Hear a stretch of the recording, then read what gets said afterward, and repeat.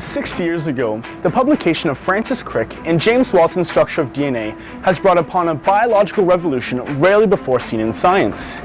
DNA, the twisted ladder of the double helix, evolved our understanding of DNA replication to complex regulatory molecules known as microRNAs. Since the discovery in 1993 by Victor Ambros, microRNAs have opened up a brand new door into how we see the molecular world. At first glance, many people thought that up to 90% of our DNA was considered to be junk, meaning that of the 3 billion bases that exist in our DNA, 2.7 billion were thought to be useless.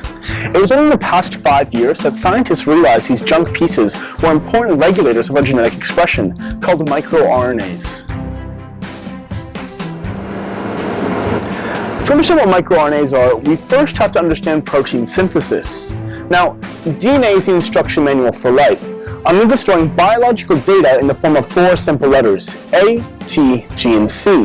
Now, if DNA is the instruction manual, its information is copied gene by gene onto the messenger RNA, where those instructions are then translated into protein, which makes things like the collagen in my skin to the keratin in my hair.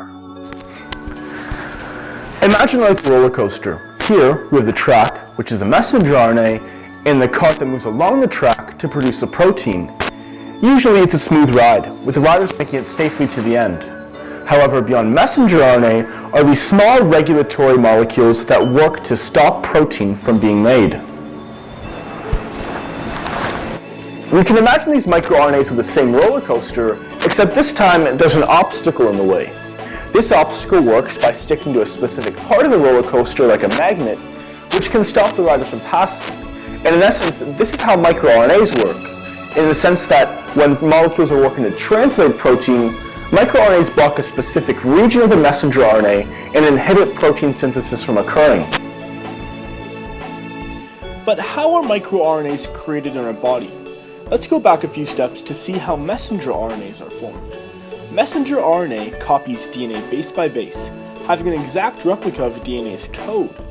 But if we have a closer look at this messenger RNA is split up into 2 colors, introns and exons.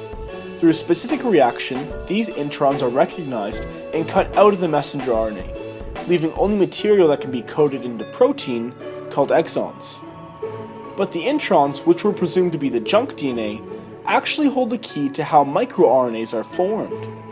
These junk pieces go through a specific process of chemical interactions to synthesize microRNAs, and in effect work to inhibit protein translation. People automatically assume that stopping protein from being made has a negative effect on our body. But microRNA-based protein regulation is happening in all of us right now, working as usual. MicroRNAs exist in all of our bodily fluids, like saliva, urine, or blood, and they travel around in something called exosomes, which are vehicles of the cell that protect microRNAs from breaking down.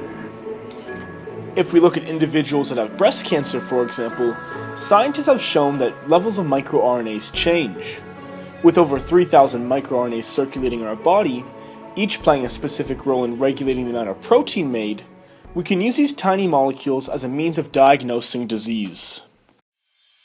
It's only been 60 years since the discovery of the structure of DNA has occurred, but in this amount of time, scientific innovation has really accelerated how we see the human body. Understanding microRNAs, which are key contributors of protein regulation, offers scientists a chance to understand how disease works, but what can be done to cure it and actually save lives in the future.